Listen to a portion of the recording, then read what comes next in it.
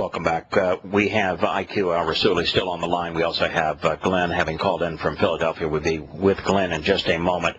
IQ, I want to have listeners understand the full implications of what we talked about in that last segment. During the Meccan surahs, Muhammad had a singular enemy, and it was Arabs. In fact, the Quraysh, his own neighbors, his own tribe in Arabia. And then in the 24 Medina surahs, he changed that enemy from Arabs to Jews. With the last two surahs revealed chronologically, after he had overhunted Jews, changing the enemy from Jews to Christians. Now, Muhammad led 75 terrorist raids during the first 10 years of the Islamic era, according to Quran and Hadith. 70 of those raids were against fellow Arabs. This is not a man that Muslims ought to be trusting, is it? Nobody should trust a Muslim who is a follower of Muhammad. By the way, I mean, we shouldn't just talk about it. Do you mind if I reveal to them, or our listeners, at least one verse to make them understand where we're coming from? Do you mind? Oh, no, please. The most disastrous of all the surahs of the Quran, Al-Tawbah, is one of the worst. Al-Tawbah is chapter 9. And chapter 9, verse 29, tells the followers of Muhammad the following. Fight, qatilu. That's fight to the death, by the way. Those who believe not in Allah nor the last day, nor hold, that's forbidden, which has been forbidden by Allah and His Apostle Muhammad, nor acknowledge the religion of truth, Islam, even if they are of the people of the book. People of the book are Jews and Christians. Until they pay the jizya, which is an onerous tax for not being a Muslim, and they have to pay it with willing submission and feel themselves humiliated, just to make sure that the listeners would believe what I am revealing and what you are revealing.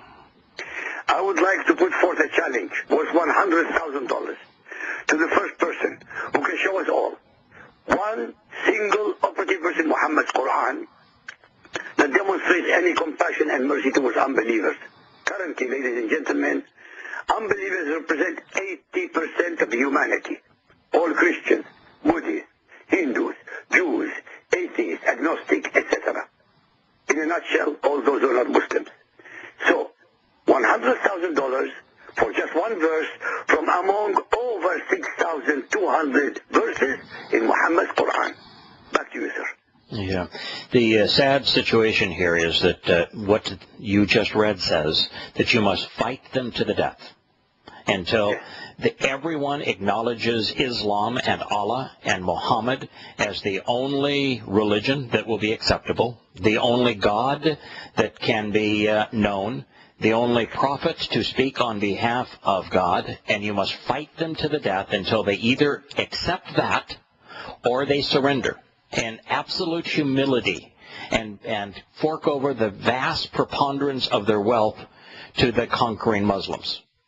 So under those circumstances, how is it possible that any concession to a Muslim, to create an Islamic state, to arm Muslims, will end up in anything other than total and complete disaster? Ask Terry. Yeah. Ask Terry. I don't know where he's coming from. Right. Al-Imran, chapter 3, verse 85, to reiterate, to prove what you just said, says, if anyone desires a religion other than Islam, submission to Allah, never will it be accepted of him. I mean, how much more does anybody need to come to the simple conclusion that Islam is intolerant, it's hate-mongering, war-mongering, misogynist, racist, vile, and is totally ungodly? Yeah. And the problem with the things that you've just read is that the last two surahs of the Quran cannot be abrogated. The law of abrogation in the Quran says that when a verse contradicts, so if there were a peaceful verse, that the peaceful verse would be negated, contradicted, thrown into oblivion by the one that was revealed later. And there's only one surah that's revealed after the ninth, and that's the fifth. And the fifth is the surah that changes Allah's and Muslims' enemies from Jews to Christians. And it doesn't so much as make a transition to say, hey, we're no longer the enemy of the Jews, now we're just the enemy of the Christians. It puts the Christians as front and center as the primary enemy, allowing Jews to remain an enemy. So when we have this notion that we have a generation-long conflict between Arabs and Jews, that's completely dishonest. That the hatred between Muslims and Jews began when Muhammad began revealing his Quran. It began in Yathrib, today's Medina. It is 1,400 years old, and it cannot be resolved so long as Islam exists. Well, I would like to explain to our listeners the following. In 57 Muslim majority states, with 1,500 million Muslims, the total number of Jews you might find in all of these Muslim countries might add up to maybe 20,000. 20,000 Jews among 1.5 billion. So the probability of any Muslim having ever met a Jew or dealt with a Jew is almost zero. Yet, Pakistanis hate Jews. There are no Jews there. Indonesians hate Jews. There are no Jews there. Bangladeshis hate Jews. There are no Jews there. Why do they hate Jews? Because the Quran says so. Quran orders them to do so. The same token is exactly for the Christians. Correct. In Pakistan, in Bangladesh, in almost all the Muslim countries, even a small minority of Christians are being exterminated as we speak today. This is not against the Jews only, the Quran. It is not only against the Christians. It's against every human being who is not a Muslim. It is so important we assert this. And it's a fight to the death, is it not? It's a fight to the death. It is a fight to the death, according to Allah and Islam. 1,400 years ago, yes, Muhammad declared it 1,400 years ago. He divided humanity into two parts. He said, if you are a jihadi Muslim, you will get in life the women of that you conquer. You get the plunder of the countries you conquer. And if you die fighting in jihad, you get the 72 versions in my whorehouse version of paradise. It's a win-win situation. But unfortunately for the Muslim, it's a lose-lose situation because Allah is not God and Muhammad lied about everything. Glenn, you've been very patient, and I apologize for having you be on hold for so long. I know you had a comment on this subject. Yes, hello, Yada. Hello, Q, how are you? I hate when people ask, how are you? I know. I just did it myself. It's so compulsive. I'd like three quick points, two little sidelight things, and then the main issue. And I'd like to rattle them off and let you guys comment. Number one, about you mentioned the dearth of Muslim cultural or economic contributions earlier. I was, thinking that Arabs are to be, now this may be pre-Islam, but Arabs are certainly credited with some mathematical achievements. We use Arabic numerals, and the word algorithm derives from the name al-Rassooli, who was a mathematician. Let's talk about them one at a time here. The mathematical achievements that are attributed to Islam were both algebra and the conception of the letter zero are both from Hindu scholars. The Hindus were brutally in India, were brutally and savagely attacked and conquered by the Muslims, and the individuals who made those advances were Hindu slaves. What is called an Arabic number is only called an Arabic number because most people do not know the history of the Arabic alphabet. When you know the history of the Arabic alphabet, you know that each of the digits that we call Arabic numbers now are absolutely, totally, and completely designed based upon their Hebrew counterparts. as the Hebrew alphabet developed, there is a pre-Arabic version of the Hebrew alphabet where the letters in order 1 through 9 are literally written the same way that we currently write the digits 1 through 9. So they aren't Arabic numerals, they're Hebrew numerals. They're in the same order as the Hebrew alphabet, and they're copies of those Hebrew letters. So there's the first two. Okay, gotcha. Well, no, the next, and I don't want to dwell too much in this. In terms of Islam and Judaism cohabiting, people are also like to point out that right now over 20,000 Jews are living peacefully in Iran without persecution. Yeah, you're right. And that it, you know, you don't buy that. No, go ahead, IQ. Sorry, listen, I come from Iraq, and in Iraq we had 150,000 Jews whose ancestry belonged to the exile of the Babylonians 2,500 years ago, 1,100 years before Islam. Tell me, why are there no Jews now in Iraq? Why are there no Jews in North Africa? And the Jews of North Africa predated Islam by 1,100 years. So 20,000 Jews among 80 million Muslims, and they have freedom, they have no freedom. Yeah, they have no freedom. You cannot have freedom under Islam. Take that out of your equation. Yeah. Well, the story that's told is that they've even refused to, make Aliyah and move to Israel, even when offered money. Now, this may be... Yeah, actually, when Israel was... With all due respect. Oh, go ahead, IQ, and I have an answer. Go ahead. With all due respect, if a Muslim, if an Arab goes from Egypt to visit Israel on a delegation, and they're crucifying them, what do you expect the Jew to say? That he would go to Aliyah? They will murder him before he leaves. Yeah. Look, under Saddam Hussein, we used to have demonstrations supporting Saddam Hussein. Hundreds of thousands of people. They were trucked in. I am a witness. This is my country. Yeah. They were trucked in. Yeah, when you have a power like Saddam Hussein, he tells you to move, you move. He tells you to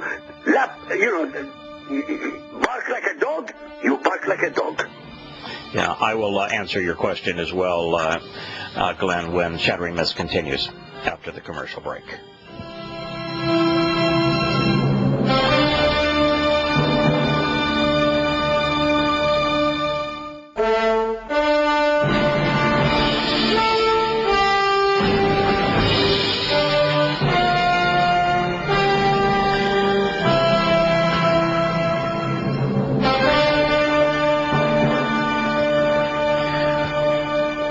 Welcome back to Shattering Myths. Glenn, who is a frequent caller to this program, asked IQ al-Rassooli about the alleged nature of 20,000 religious Jews existing peacefully inside of Iran, and how would he relate to that in terms of coexistence. There's some interesting history here. In 1948, there were 100,000 Jews living in Iran. They were living in Iran because the northern kingdom was hauled off in the 6th century BCE by the Assyrians. They were hauled off as slaves. And so 10 of the 11 Jewish tribes essentially ceased to exist with a national identity, if you will. They were hauled off as slaves by the Assyrians into what is now Iran. Then in the 5th century BCE, Babylon, which had conquered Assyria by this point, conquered the kingdom of Yahowah, Judah, in the south, and it hauled away the remaining tribe of Jews into Babylon.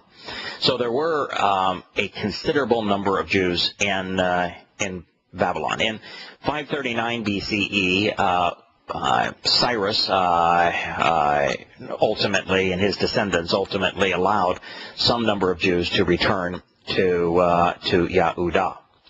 Now, here's some interesting numbers. As of 2012, there were 10,200 Jews in Iran. Now, a bit of history here is also interesting. During the time before Islam, while you still had a Persian state in the Middle East, in what is today Iran and Iraq. During the time of the Persian control before Islam, the Jewish population in Persia grew considerably, and it spread throughout the region. That's why there were Jews living in Yathrib in Arabia. The Jews suffered intermittent oppression and persecution, but it wasn't until the invasion by the Arab Muslims in 642 CE that terminated the independence of Persia and installed Islam as the state religion, that the condition, the socio-political status of the Jews was changed, and changed negatively. Throughout the 19th century, Jews were persecuted and discriminated against in Iran. Sometimes whole communities were forced to convert or die. During the 19th century, there was a considerable immigration of Jews out of Iran to the land of Israel, and the Zionist movement spread throughout the community. Remember the Shah of Iran? Well, he was imposed by the American CIA. And when his dynasty was established, 1925, the country was secularized. And during this rise of secularism and orientation towards the West, the remaining Jews in Iran actually prospered. They were not only emancipated from being slaves prior to the secular state of the Shah, they played important roles in the economy and cultural life for a while. But then on the eve of the Islamic Revolution in 1979, 80,000 Jews who lived in Iran, most of them left. And not only did most of those 80,000 leave, according to the Islamic Revolution, they had to leave all of their wealth, all of their possessions, everything, all of their property behind, and it was confiscated by the Muslims. The official rule of Iran now is that the Protocols of the Elders of Zion, which is a Tsarist forgery, is publishes the truth about Zionism and about Israel, and that now that Iran is been completely Islamicized again, there is no freedom for the Jews who live there. That's the truth. But there is no freedom for the Jews, no freedom for the Hindus, no freedom for the Christians, no freedom for other sects of Islam. Hey, IQ, how many freedom under Sharia? IQ, can you tell me how many Christians were there in living in Iraq while there was a secular dictator, Saddam Hussein, in control of Iraq? We had 1.3 million in 2003. Okay, 1.3 million. So the United States goes in and deposes the secular dictator, Saddam Hussein, and establishes a Shiite government that is now managed by the Muslims in Tehran. How many Christians are there in Iraq? Less than 200,000. It's genocide, right? Annihilation. It is genocide. Islam is genocide. I don't want to raise my voice, but Islam is genocidal. Works only through genocide. We'll be back in a moment.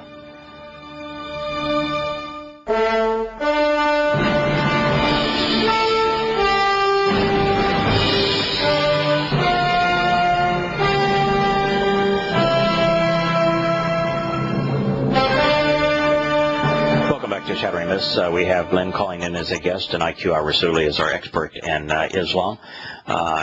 Glenn has mentioned two myths that have been promoted by Muslims to suggest that their religion is other than intolerant and genocidal, that their religion is other than moronic and destructive. And we have addressed those initial two. And by the way, addressing things like this, Muslim makes lots of claims, like that there's a people called Palestinians in a place called Palestine. It is a lie. And unless we address the lies that are being made on behalf of Islam, then it is going to be difficult for people to understand what is going to happen to the world, how we are going to go into a world war. And so the more we can debunk myths on this program, the better people are prepared to understand where the world is headed. You said you had a third. Right. Yes. And on that note, last but certainly not least, this is the main one. One argument that is, commonly made and is worthy of note and reputation relative to the Palestinian peoples in that region is that even if one were to stipulate that the word Palestinian is a misnomer, that nonetheless in the centuries prior to the Balfour Declaration, in the 18th and 19th centuries, that there were nonetheless Arabic peoples dwelling on the land with intergenerational continuity, living there for some time. In other words, the land wasn't empty, it wasn't a vacuum. There were long-established Arab tribes or peoples dwelling on that land for quite some time prior to the arrival of the Jews who ejected them. Okay. All right. Let me address that, and we'll get to IQ's take as well. If you go back in the history of almost any land, but particularly this place, which the history is so well known, you originally had Canaanites and Jebusites and Hittites. They're all extinct peoples. They no longer exist. Yahowah brought his children, the descendants of Abraham, Yitzhak, and Jacob. There we know them today as Israelites, and the land as Yisrael. He brought his people into this place and gave it to them. They established a unified kingdom under Dode right around 1000 BCE. There are just enormous numbers of affirmations of that and throughout archaeology. Those people were then savaged in the northern kingdom by the Assyrians out of today's Iran, Iraq. They were then in the southern kingdom, they were savaged by the Babylonians. But they returned, particularly in the southern kingdom, to a province called Yahowah. After that time, Alexander the Great and his Greeks savaged them and conquered the place. They didn't really care about Yisrael or Yahowah. They were just trying to get to Egypt so they could rob Egypt. Then, after the Romans beat the Greeks to a pulp and empowered themselves over the Greeks, the Romans laid claim to what is Yahowah, had a province of Yahowah, had Yahudim in the province of Yahowah, and so it was a Roman-controlled province of Jews. The Jews revolted twice against Roman oppression. They were the only people with the chutzpah, the courage to rebel against Rome, and did so twice, once in 70, once in 133 CE, and the Romans in 133 CE pummeled them with 3 legions. And that is when the country became essentially depopulated. Almost all of the Yehudim were hauled into European slavery, and the ground was salted. Post-Maccabean period then? No, the post-Maccabean period. The Maccabean period is the period of where the Greeks controlled Yisrael. Now, there's a period, the Maccabean period, where Yisrael lays claim to their land independent of the Greeks before the Romans come in. So I did miss that brief period. There is a brief period where that occurred. Now, at that point, it's still the province of Yahowah. The Romans decided to rename it Philistina just to irritate the Jews, who had the audacity to challenge their supremacy. Now, after that time, not all that long after that, Rome disintegrates. It gradually disintegrated over the next 300 years, and then there's really only one aspect of Rome left. It's the Byzantine kingdom. The Byzantines then took control over Yisrael.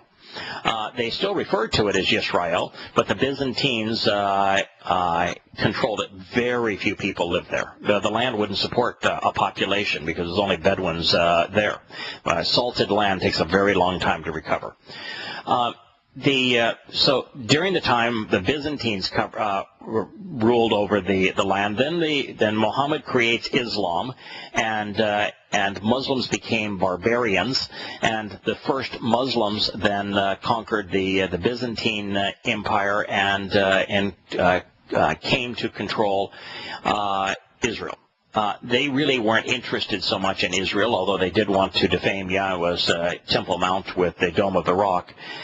They were interested in conquering northern Africa and moving into to Europe. This was a crossroads, and they plundered everything in its place. Now, during that time, they referred to the place as Syria, which is Damascus, was where they had their capital. Damascus is interesting because, as we will soon hear, Yahowah had a lot to say about the fall of Damascus and how it leads to the last World War. From this period, then you have Arab Bedouins living in there, and you have even a fight between the Christians in Europe and in the Byzantine kingdom against the Muslims who were lording over the place, who had conquered the land of Israel, and the Muslim armies ultimately prevailed against the Christian armies, but the Muslim armies were almost universally comprised of those Arabs and Turks who lived outside of Israel, and very few of them ended up settling there. So it was a very small community, very small numbers of people there. When you have World War I and you have the British deciding that they could bribe and arm Muslims to fight against the Ottoman Turks who were opposed to Britain in World War I, during that fight, what was all of the Middle East was ultimately divided between Jews and Muslims, with the Muslims getting 98% of it, the Jews getting about 2% of it, and the Jewish stake was going to be today's Israel and Jordan. The Muslims had a conniption fit and said the Jews can get nothing, and that's what kept Jews living in Europe, led to the Holocaust, and ultimately to the pronouncement of Israel as a state. There were very, very few Muslims who lived in Israel at that time. Now, you said that the Jews threw them out, and I know you know that's not the case. What happened was the Jews invited the Muslims who were living there, since there were so few of them, to remain. He said, you can be partakers in our new state. You can be citizens here. You can have all the rights and freedoms that we're going to offer to our people. And it was the Arab League, Muslims, who ordered the Arabs that were Muslims that were living inside of what was now Israel by declaration of the United Nations. They ordered them to leave so that the Islamic armies could fight more freely and push all of the Jews into the sea, killing every last one of them.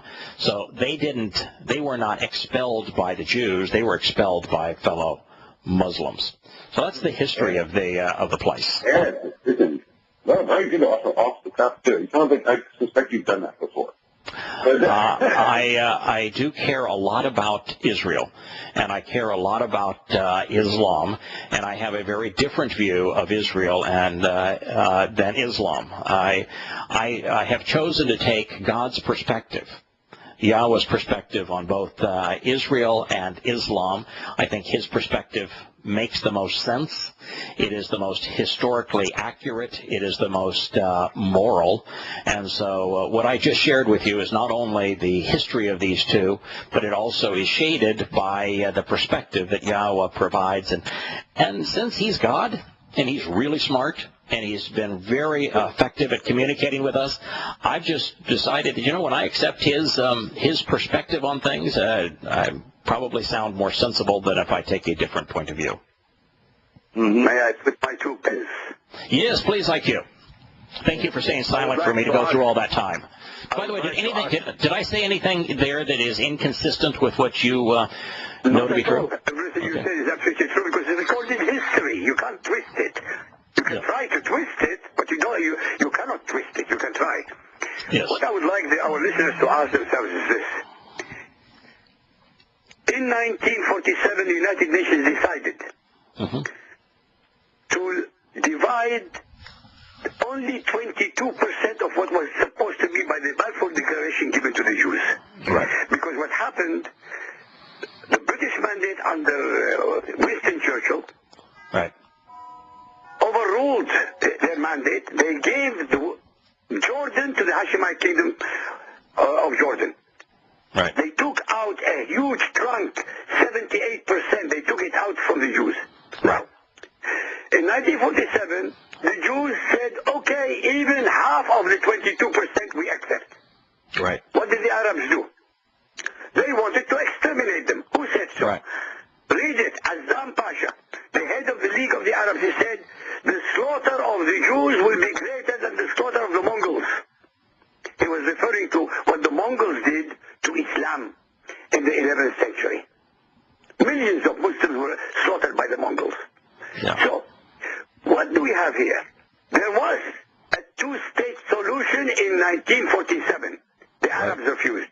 Right. Not Palestinians, the Arabs refused. Let us assume another one. For 19 years. IQ, what I want you to do is hold on to that thought, because it's critical that people understand that the 2-state solution that is being proposed now has been routinely rejected by the Muslims. It's just that they've lost every war to try to enforce their will. And now they want the world to capitulate, to give them what they could not win by war.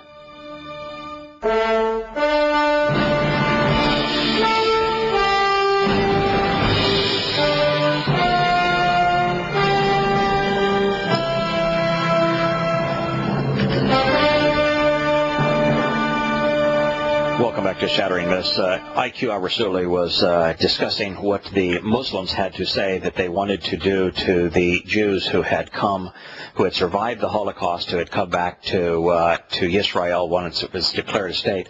But before you continue with that, IQ, I would like to add something that I should have said. And that is, prior to 1948, between the 2 world wars, the population that existed in Israel was fairly evenly divided amongst 4 groups of people. The 4 groups of people were Arab Muslims, religious Jews, Arabic Christians, or Arab Christians, and Bedouins who really had no religion at all, just were living an ancient lifestyle. Those 4 groups represented about 25% each of the population of Israel. And after Muslims were given the control over their territory and the Palestinian Authority agreements, the percentage of Christian Arabs has gone from 25% down to less than 1%. So that's a little more insight. But go ahead, IQ. You were talking about the mindset of the Muslims relative to the Jews once Israel was declared a country. Let me tell you something else. What Muslims and Arabs will never tell you in reality. The Balfour Declaration of 1917, regarding the return of the Jews from the diaspora to the land of their birth, also asserted the creation of what later became 22 Arab states that did not exist. Iraq did not exist. Correct. Kuwait did not exist. Saudi Arabia did not exist. Lebanon did not exist. Correct. Jordan did not exist. None of them existed. Syria did not exist. Correct. None. So the Muslims accepted all of the land, right? And given to the Arabs, and the Arabs would deny the Jews even a slice of 8,000 square miles. Correct. And so not only are they dependent upon the Balfour Declaration for their own existence as states, they reject that part of the agreement to give the Jews a small sliver of the land. And then in 1948, when the two-state solution was offered, the Muslims rejected it. So now to say they want to go back to the 242, UN Resolution 242 borders, that agreement is to say, wait a minute, we would not accept that agreement. We fought 3 wars to try to annihilate the Jews. We lost all 3 wars, and now that we've lost all 3 wars because we didn't accept the agreement, we want you to impose that agreement on the Jews. It is absolute and complete insanity. Correct. Most important of all, Glenn, if you think, for 19 years, between 1948 and 1967, there were no Jews in the West Bank and Gaza. There were no so-called settlements in the West Bank and Gaza.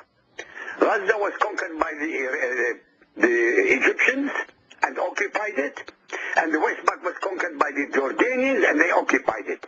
And for 19 years, not a pipsqueak from the United Nations talking about occupied territories, nothing from the Western countries about occupied territories, nothing from America about occupied territories, and nothing from the Palestinians, so-called, about occupied territories.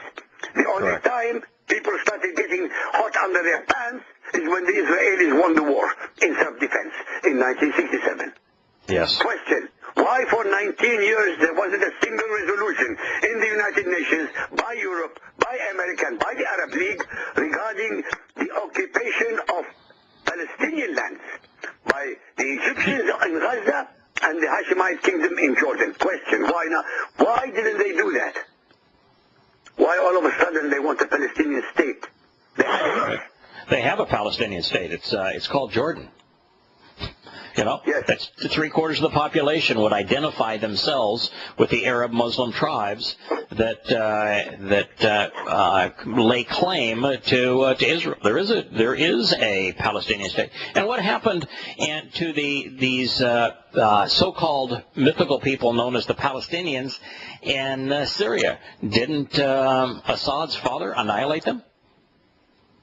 They are annihilating as we speak today. They got rid of them in Jordan. They got rid of them in Iraq. They got rid of them in the Yemen. They got rid of them in Saudi Arabia. They got rid of them in every country because they are disloyal to every single country. That is correct. The people who want to be known as Palestinians, these Arab Muslims living in Israel, are despised by every Islamic country around the world. No one wants anything to do with them in an Islamic country. They're only touted because they are a tool to wield at the hated enemy, the Jews.